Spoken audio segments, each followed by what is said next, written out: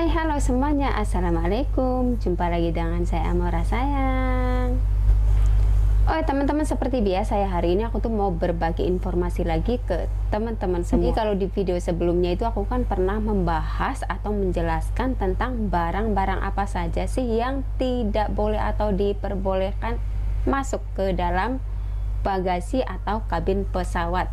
Tapi di video kali ini aku akan membahas tentang barang apa saja sih yang akan terkena bea masuk pajak atau bea cukai ya teman. Karena di saya ini banyak sekali yang nanya ya, katanya Kak boleh nggak kalau bawa uang tunai dengan jumlah banyak. Terus ada lagi katanya Kak kalau bawa HP Apple atau iPhone ya boleh enggak, katanya nanti akan terkena bea cukai atau enggak. Terus ada juga yang nanya Kak kalau bawa HP lebih dari 2 bagaimana, nanti akan terkena bea cukai enggak. Terus ada juga yang nanya ya, Kak barang bawaan saya itu terlalu banyak, nanti bagaimana ya katanya. Terus ada juga yang nanya ya, Kak katanya boleh nggak bawa pisang.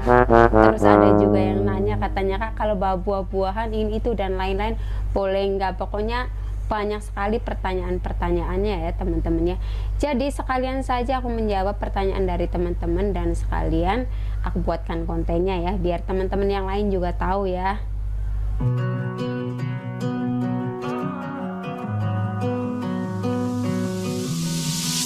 I know what you're thinking and I'm thinking it too. Maybe we should both just let it go. You know my anxiety, I'm trying to be what you want and I get so overwhelmed.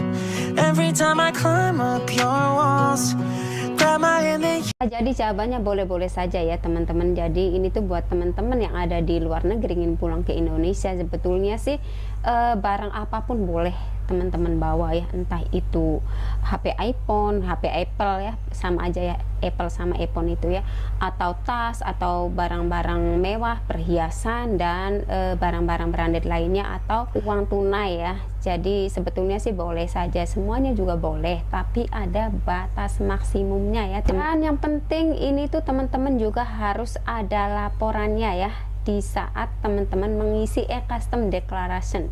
Jadi teman-teman wajib mengisi dengan jujur ya, barang apa saja yang teman-teman bawa dari luar negeri ya, jangan sampai tidak mengisinya, nanti akan terjadi masalah dan kita sendiri yang akan menanggungnya. Jadi harus jujur, oke?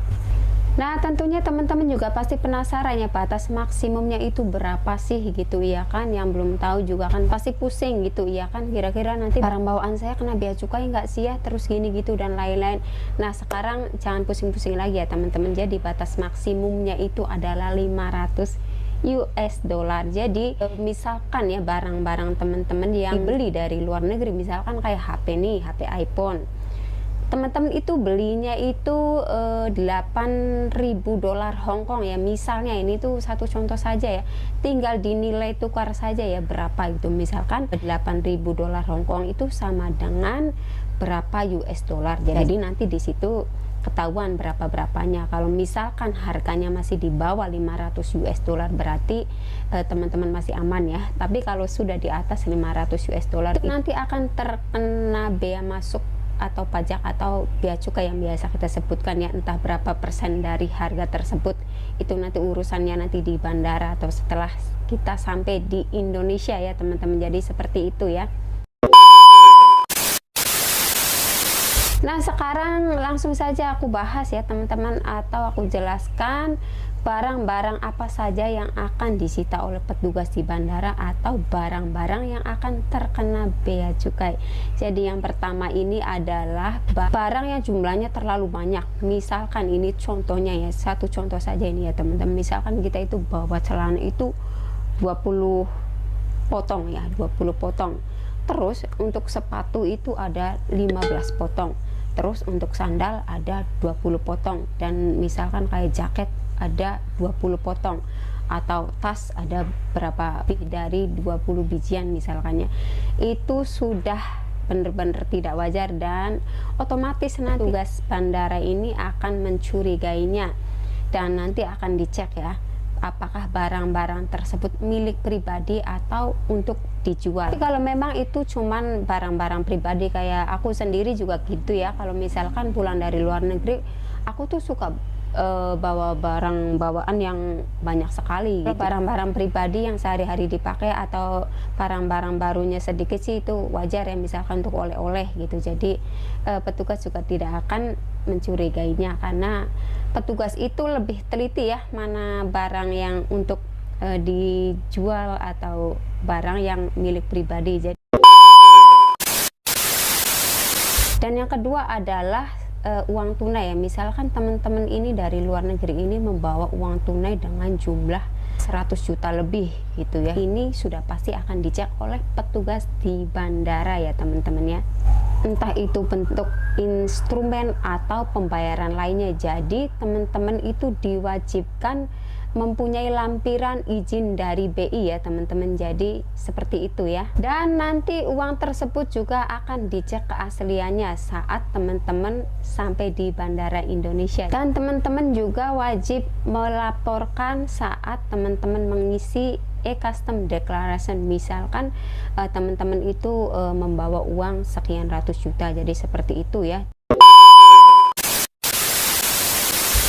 Dan yang ketiga ini adalah barang yang masih baru atau kemasannya masih utuh, entah itu gadget, tas mewah, perhiasan, elektronik, bahkan mainan ya teman-teman. Jadi petugas akan memeriksanya ya. Walaupun teman-teman tidak mengisi atau tidak ada laporannya di e-custom declaration ya, tapi nanti petugas akan mengeceknya karena takutnya barang-barang tersebut ini untuk dijual, bukan untuk hadiah atau oleh-oleh. Jadi seperti itu ya. Jadi teman-teman harus memahaminya dan jangan sampai melanggar peraturan ya teman-teman ya. Harus taati peraturan yang ada di Indonesia biar kita aman ya. Jadi seperti itu ya.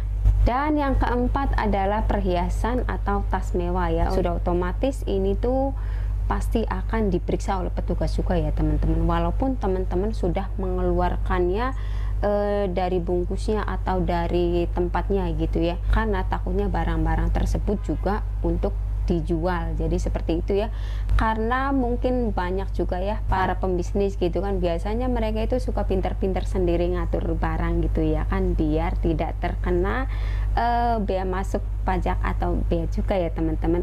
Tapi walaupun kita pintar-pintar mengatur barang, petugas akan lebih teliti untuk memeriksa barang-barang bawaan kita dari luar negeri atau barang-barang milik penumpang ya teman-teman.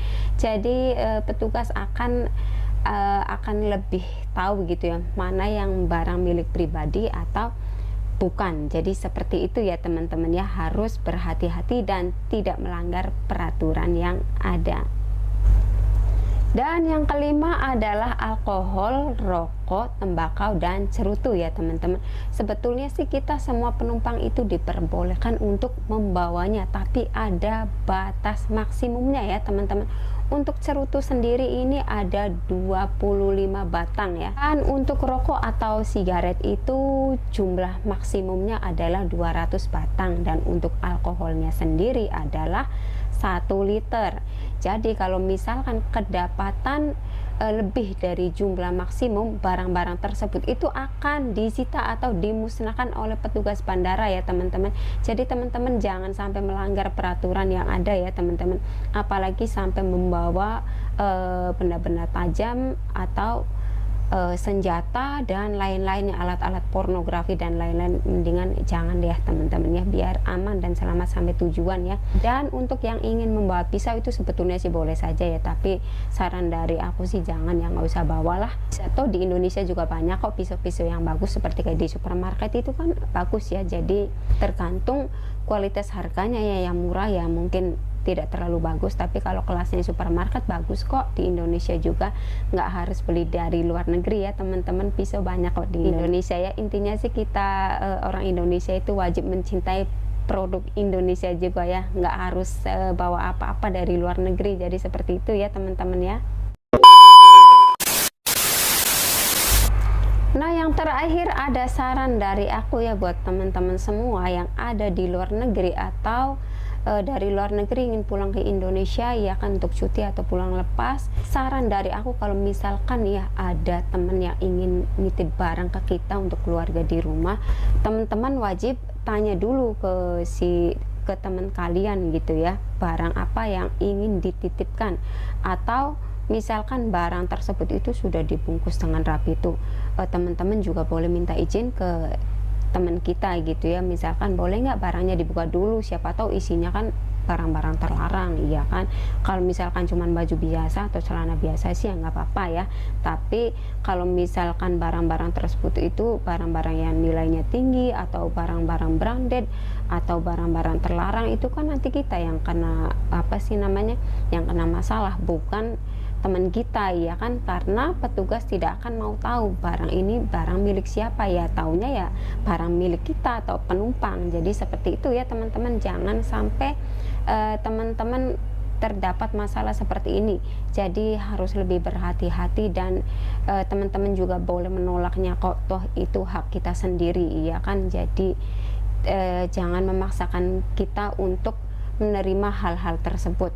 Bilang saja kalau misalkan kita nggak mau, ya bilang saja mohon maaf saya tidak bisa. Jadi seperti itu ya, karena misalkan barang-barang saya sendiri juga sudah banyak, jadi sudah over atau gimana. Jadi seperti itu ya teman-teman ya, bukannya kita nggak boleh menerima titipan dari teman dari luar negeri ya, tapi biar lebih aman saja. Jadi seperti itu ya.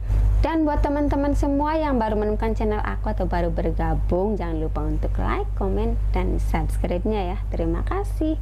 Dan jangan lupa juga untuk menyalakan tombol loncengnya agar teman-teman semua tidak ketinggalan info-info terbaru dari aku.